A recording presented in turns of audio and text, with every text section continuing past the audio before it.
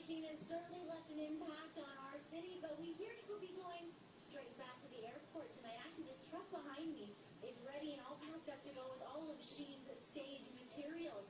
His next tour stop is at the Atlantic City Taj Mahal Hotel outside the Matthew Hall. Safia Kambali, City News. Sheen has certainly left an impact on our city, but we hear she'll be going straight back to the airport tonight. Actually, this truck behind me is ready and all packed up to go with all of Sheen's stage materials. His next tour stop is at the Atlantic City Taj Mahal Hotel outside of Matthew Hall. Safia Kambali, City News.